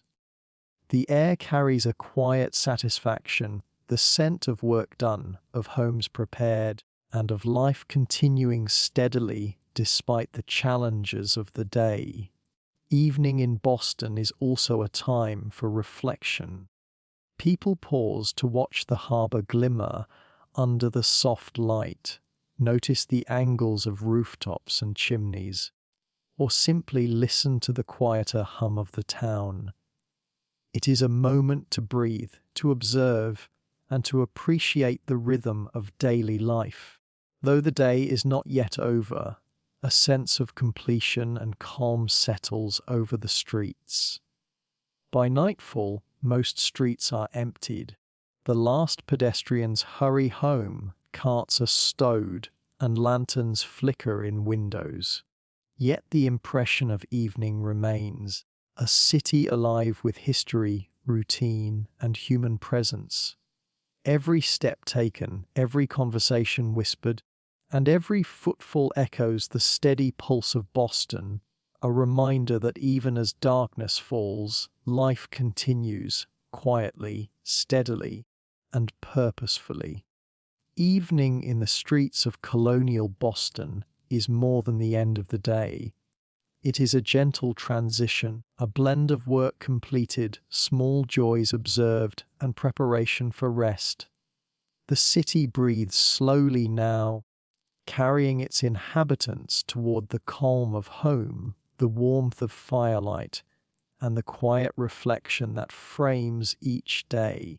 In these streets, Boston shows its resilience, its rhythm, and its quietly enduring spirit, waiting for another morning to rise.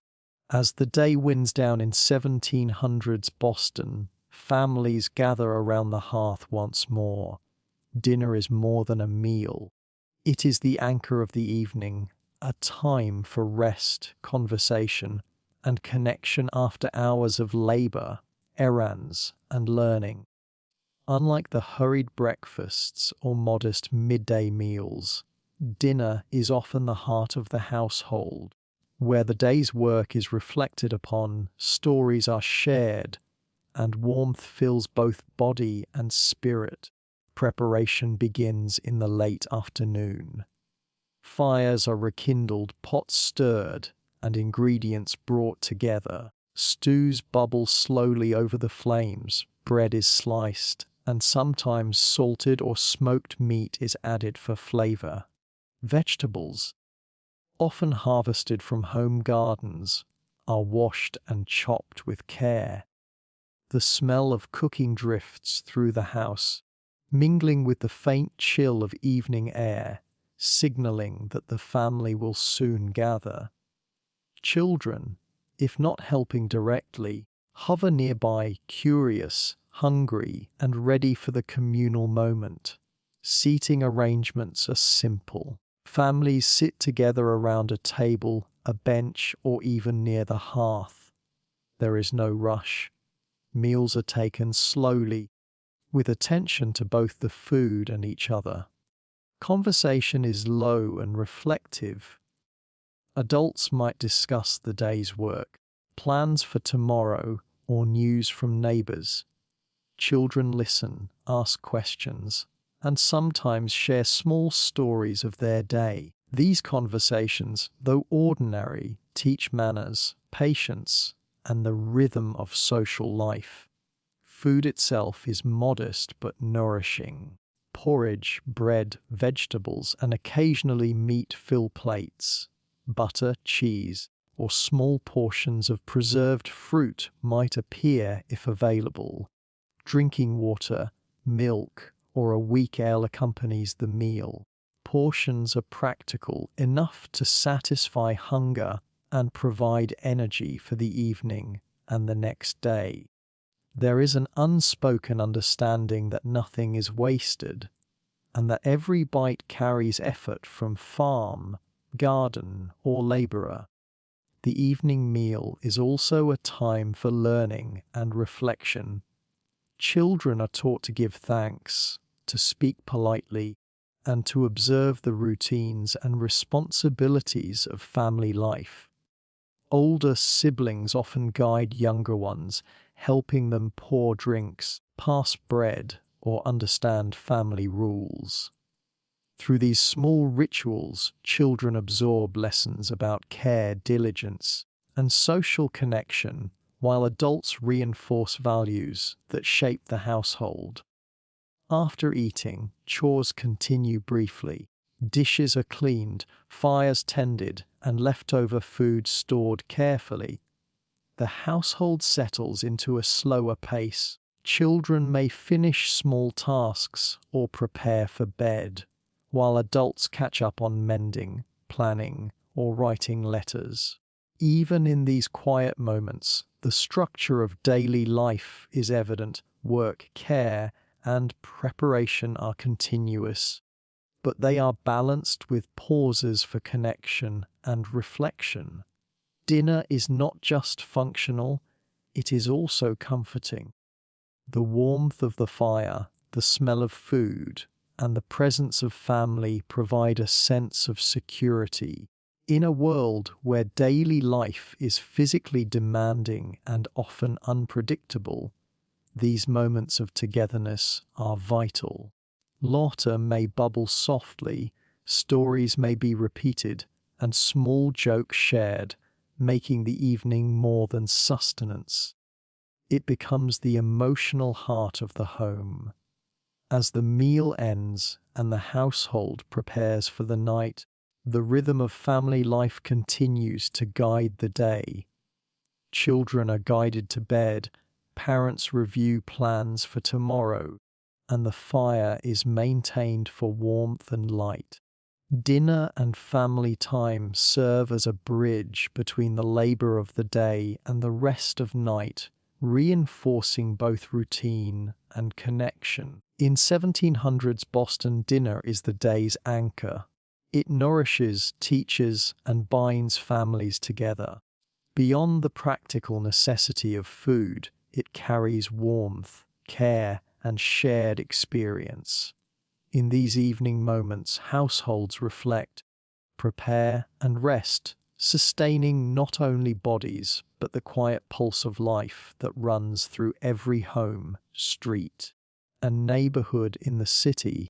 As darkness settles over Boston in the 1700s, the city slows to its quietest rhythm. The golden light of evening fades into deep shadows. Chimneys release their last wisps of smoke, and streets, once alive with work, play, and chatter, empty gradually. Nightfall is a time of rest, reflection, and calm, when the city inhales slowly after the steady pulse of daily life. Homes glow faintly with the warm light of fires and candles. Families finish last-minute chores, dishes washed, fires stoked, and clothing prepared for the morning. Children are tucked into beds or straw pallets, blankets pulled snugly around them. Parents settle near the hearth, perhaps mending, reading, or quietly conversing. The sense of care in these routines is strong. Every action ensures that the household is ready to face another day. Outside, the streets are nearly deserted. Horses and carts have retreated to stables. Markets are closed, and only the occasional passerby moves through the quiet lanes. The harbour, too, is calm. Ships rest with sails furled, the water reflecting the faint moonlight and the silhouettes of masts. Sounds of the day, hammering, shouting, or clattering wheels, are replaced by softer notes, the distant bark of a dog, the gentle lapping of waves, or the whisper of wind against wooden houses. Nightfall in Boston is not completely silent, but it is intimate. The town seems smaller and gentler under the blanket of darkness. Shadows stretch across alleys, chimneys cast tall shapes on rooftops, and flickering candlelight dances across window panes. This is the city's reflective moment, a pause where the labor, hustle, and bustle of the day fade into the calm rhythm of evening. Families gather one last time before sleep.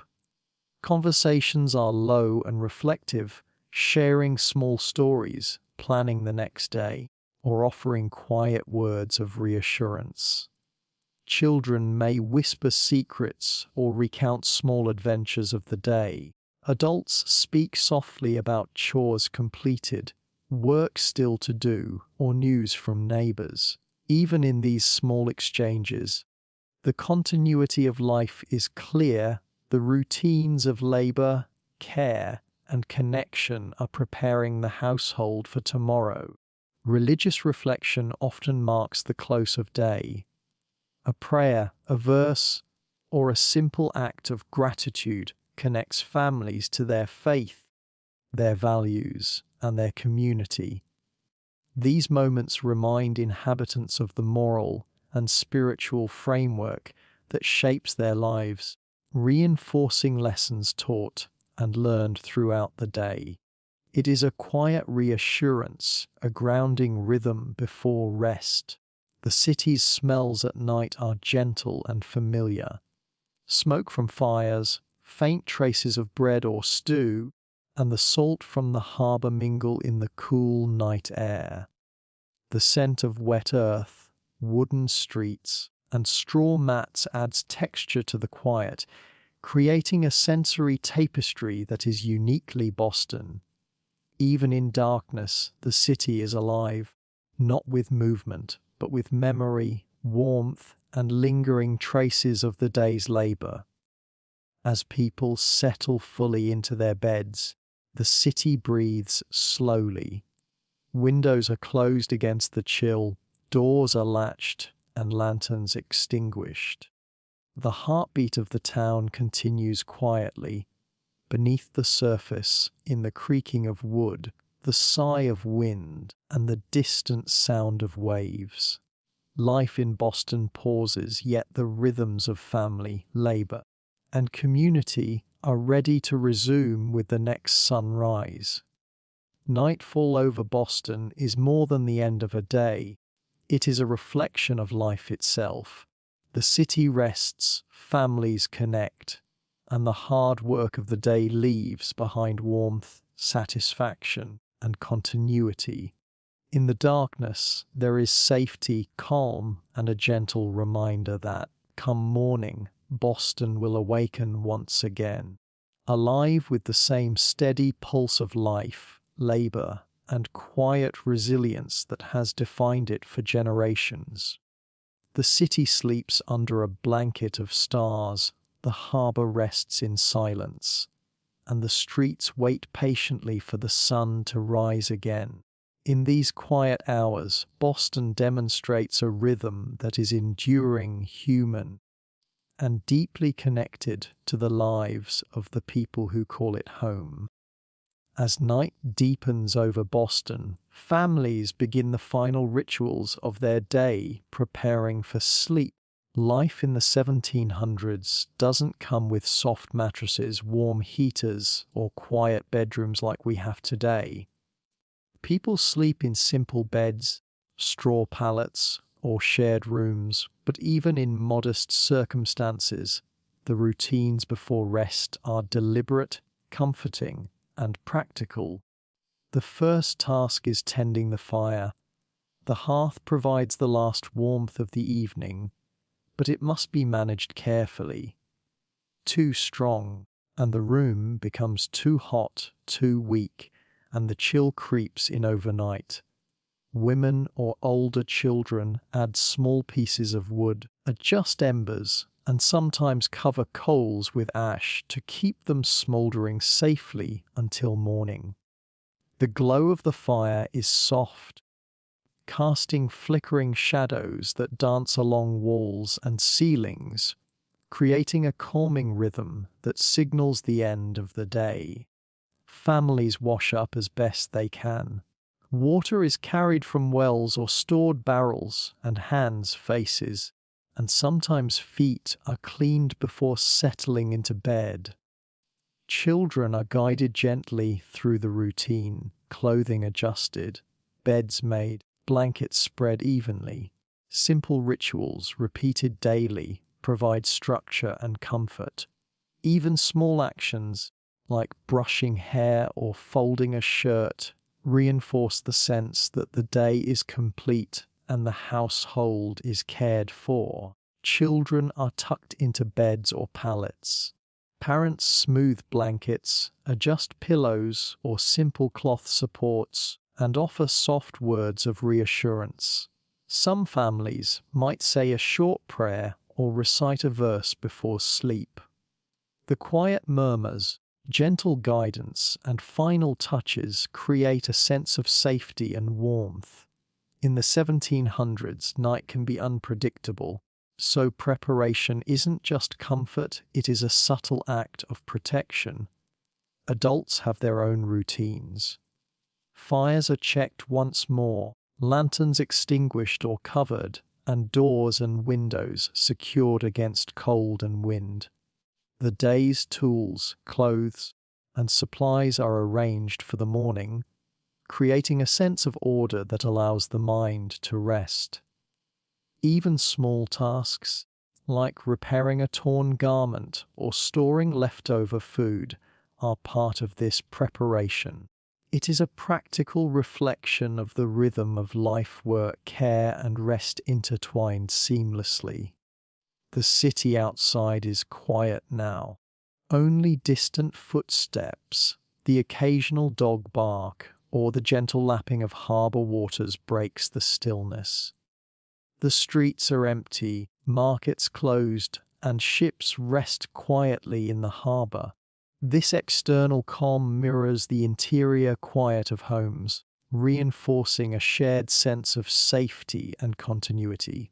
Even in darkness, Boston is alive, but gently, patiently, like a town holding its breath until sunrise. In these final moments, there is a sense of reflection. Families think about the day, chores completed, meals prepared, children cared for, and work done.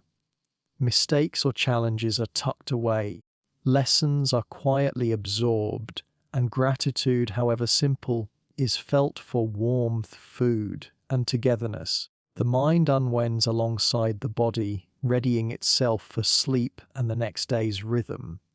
Finally, beds cradle sleepy bodies. Straw, cloth, or simple mattresses give rest, and blankets provide the last layer of comfort against the cold Boston nights.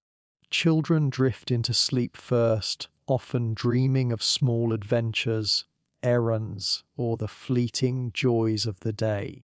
Adults follow more slowly, minds lingering on responsibilities, plans, and the quiet satisfaction of another day lived fully. Preparing for sleep in colonial Boston is more than a physical act. It is a ritual of care, attention, and reflection. Every task, from stoking the fire to tucking children in, reinforces the rhythm of daily life. It provides comfort, structure, and continuity in a world that is otherwise full of labor, responsibility, and unpredictability. As the city sleeps, homes glow faintly with residual warmth, chimneys release the last wisps of smoke, and Boston holds a quiet breath. Preparation for sleep marks the close of one day and the gentle anticipation of the next. It is in these small, deliberate routines that the city, its families, and its people sustain themselves, body, mind, and spirit, ready to greet the morning once more. Night deepens fully, and Boston drifts into a deep, quiet slumber. The streets, once full of life and movement, are now empty and still. Only the faint flicker of a few remaining lanterns or the soft glow from a hearth marks where life continues inside homes. Outside, the city breathes slowly, as if exhaling after a long day of labor, laughter, and routine. The harbor rests peacefully. Ships are anchored, sails furled, and water laps gently against wooden pilings. The occasional creak of a boat or distant call of a night bird is all that punctuates the calm. The rhythmic movement of the tide mirrors the quiet pulse of the city, a reminder that Boston is alive even when the people within it are at rest. Inside homes, families sleep. Children lie wrapped in blankets, soft snores mixing with the faint crackle of embers. Adults rest near the hearth or on simple pallets, bodies weary from work and responsibilities. Fires burn low, providing gentle warmth without risk, and the quiet hum of life continues in the rhythm of breathing, occasional rustling, or a whispered word between family members before sleep returns them fully to dreams. The streets are empty, yet the city itself seems present. Wooden houses stand silently, chimneys puff faint smoke, and cobblestone lanes stretch into shadowed corners. The smells of the day, bread, salted fish, herbs, and wood smoke, linger faintly in the air, subtle reminders of the life that moved here just hours ago. Every house, every alley, and every dock carries traces of human presence, even in the absence of sound or motion. Nightfall is also a time of reflection for the city as a whole. The routines of labor, chores, school, play, and prayer have left their mark. Boston has lived a full day in 1700s rhythm, the streets filled with work, the harbor with trade, the markets with negotiation, and the homes with care, meals, and learning. Sleep is the city's reward, a moment of pause before the cycle begins anew with the first light of dawn. Animals rest too. Horses are stabled, chickens roost in coops, and dogs curl up in corners. Even the natural world adjusts to the rhythm of human life, echoing the stillness of streets, harbors, and homes. The city people and creatures alike share this collective pause, suspended in the quiet of the night. As the hours pass, Boston becomes almost timeless. The creaking of wooden beams, distant water lapping, and occasional wind through chimneys are the only reminders that the city is alive, patiently waiting for the sun to rise again. In every house, every alley, every quiet street, life rests, ready to be renewed. Finally, Boston sleeps fully, wrapped in calm and shadow. The day's work, joy, and learning are complete, and the town breathes in stillness. This slumber is gentle but vital, sustaining the rhythm of the city, the households, and the people who live within it. Morning will come again, as it always does, but for now, Boston rests peaceful and whole, a city alive not in motion, but in memory, warmth, and quiet presence. Night in Boston is more than darkness. It is the final chapter of daily life, a pause in the rhythm of labor and learning, a moment of reflection and care. And in that quiet, the city dreams, ready to awaken once more with the soft stirrings of dawn.